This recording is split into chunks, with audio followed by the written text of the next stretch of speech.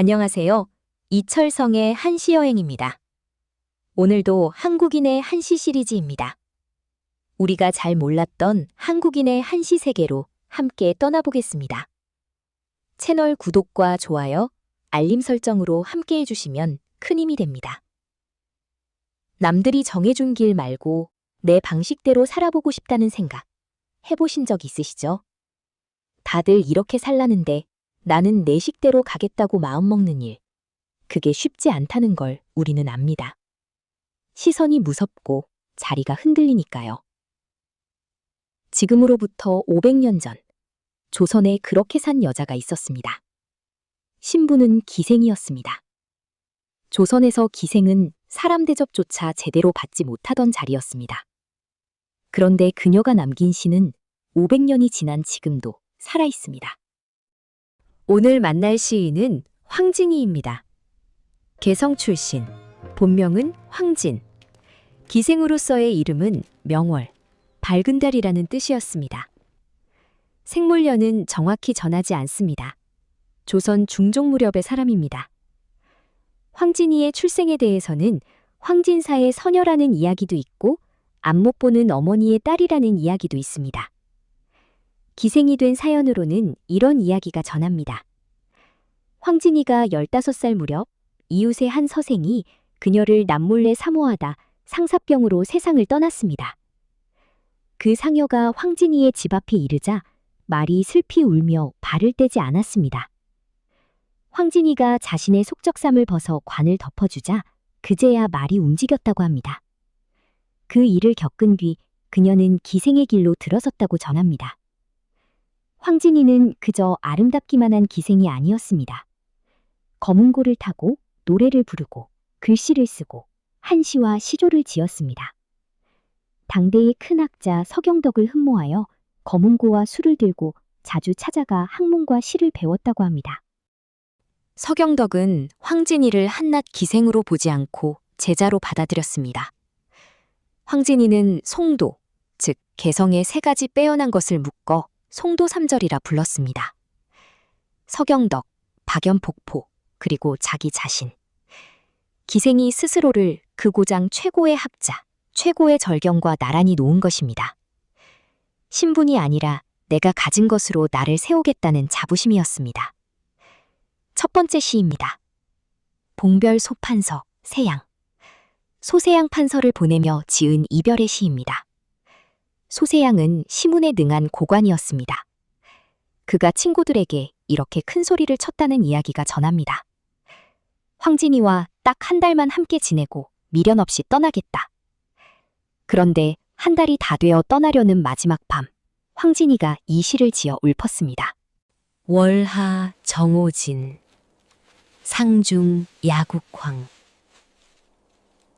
달빛 아래 뜰하겐 오동잎 다 지고 서리 속 들국화는 노랗게 피었네. 누고 천일척, 인취 주천상. 누각은 높아 하늘과 한자 사이. 사람은 취하여 술 1000잔을 기울이네. 유수 화금랭, 매화 입적향. 흐르는 물은 검은고에 어울려 차갑고 매화 향기는 피리 소리에 스며드네. 명조 상별 후, 정여 벽파장.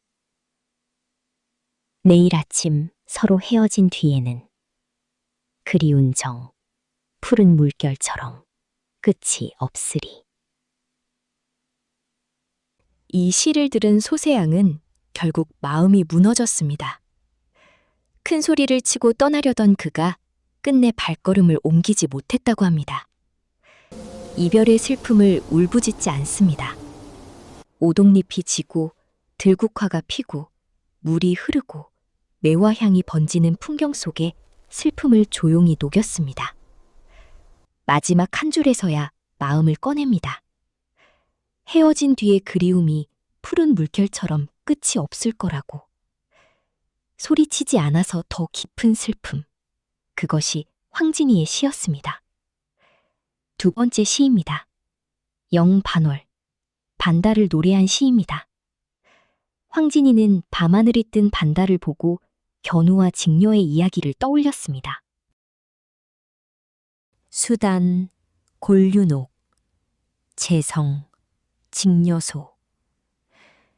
누가 골륜산 옥을 잘라내어 직녀의 얼레빗을 만들었던가. 견우, 일거후, 수척, 벽공허. 견우가 한 번 떠나가 버린 뒤로 시름에 겨워 푸른 허공에 던져버렸네. 반달을 빛에 비유한 것입니다. 하늘에 걸린 반달이 직녀가 쓰던 얼레빗처럼 보였습니다. 견우가 떠난 뒤 빗질해줄 사람도 없으니 직녀가 그 빛을 허공에 던져버렸다는 것이지요. 그래서 반달이 저렇게 하늘에 걸려 있다는 것입니다. 보고 싶어도 만날 수 없는 사람을 향한 마음.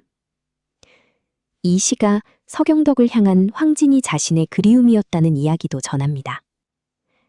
사랑하는 이를 두고도 신분의 벽 때문에 다가설 수 없었던 마음을 반달 하나에 담은 것입니다. 세 번째 시입니다. 박연. 송도 3절의 하나였던 박연폭포를 노래한 시입니다. 앞에 두 시가 섬세한 사랑의 노래였다면 이 시는 전혀 다른 황진이를 보여줍니다. 7원 율시. 한구가 7자로 된 긴 시입니다.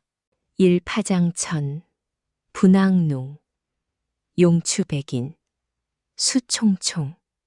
한 줄기 긴 물이 바위 골짜기로 내리꽂히고 백길 용소에 물줄기 세차게 솟구치네. 비천도사, 의은안, 노폭횡수, 완백콩. 나는 듯한 샘물 거꾸로 쏟아져 은하수인가 싶고 성난 폭포 가로 드리워 흰 무지개가 완연하네. 박난정치, 미동부, 주용옥새, 철청공. 우박 흩날리고 천둥 내달아 골짜기에 가득하고 구슬 찍고 옥 부서지듯 갠 하늘에 사무치네. 유인막도, 여산승, 수식천마, 관해도. 나그네여, 중국 여산이 최고라 말하지 말라. 천마산 이 폭포가 해동에서 으뜸인 줄을 알아야 하리. 폭포의 웅장함을 우박과 천둥, 은하수와 무지개로 그려냈습니다. 그리고 마지막 두 줄. 중국의 여산이 제일이라고들 하지만 그렇게 말하지 말라. 우리 천마산 박연폭포가 이 땅에서 으뜸이라고. 남들이 최고라 떠받드는 것을 그대로 따르지 않습니다. 내가 선 자리, 내 땅의 것이 최고라고 당당하게 말합니다. 이별 앞에서는 한없이 섬세했던 여자가 폭포 앞에서는 이렇게 호방했습니다. 이것이 황진이라는 사람의 폭이었습니다. 황진이는 한시뿐 아니라 시조에서도 빼어났습니다. 동짓달 기나긴 밤을 한월이 베어내어 둔다는 그 시조, 한 번쯤 들어보셨을 겁니다. 긴 겨울밤의 한가운데를 잘라두었다가 이미 오신 밤에 펼쳐 쓰겠다는 노래. 시간을 천처럼 베고 있는 그 상상력은 500년이 지난 지금 봐도 놀랍습니다. 황진이가 살았던 조선에서 기생의 신분은 가장 낮은 자리였습니다. 이름 석자를 남기기도 어려운 자리였습니다. 그러나 그녀는 자기 이름으로 시를 지었고 그 시는 사대부의 문집과 시선집에 당당히 실렸습니다. 신분이 그녀를 규정하려 했지만 시가 그녀를 자유롭게 했습니다. 오늘의 한 구절을 드립니다. 유인막도, 여산승, 수식천마, 관해동. 나그네여, 여산이 최고라 말하지 말라. 참마산 이 폭포가 해동에서 으뜸인 줄을 알아야 하리. 남들이 좋다는 것, 다들 최고라는 것에 휩쓸리다 보면 정작 내가 선 자리의 가치를 놓치곤 합니다. 황진이는 그러지 않았습니다. 신분도, 시선도, 남들의 기준도 그녀를 흔들지 못했습니다. 내 자리의 가치를 내가 알았고 내 방식대로 살았습니다. 그래서 그녀의 시는 500년을 살아남았습니다. 낭송입니다. 봉별 소판서 세양 전문입니다. 월하 정오진 상중 야국황 누고 천일척 인취 주천상 유수 화금냉 매화 입적향 명조 상별후 정여 벽파장 달빛 아래 뜨락인 오동잎 다 지고 서리 속 들국화는 노랗게 피었네.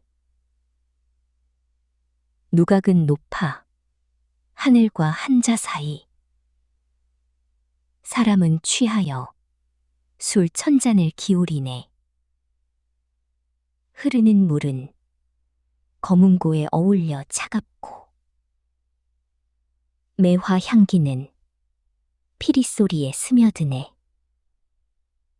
내일 아침 서로 헤어진 뒤에는 그리운 정 푸른 물결처럼 끝이 없으리. 오늘도 함께 해주셔서 감사합니다. 한국인의 한시 시리즈가 마음에 드셨다면 구독과 좋아요, 알림 설정으로 다음 편도 놓치지 마세요. 다음 화에서 또 만나겠습니다.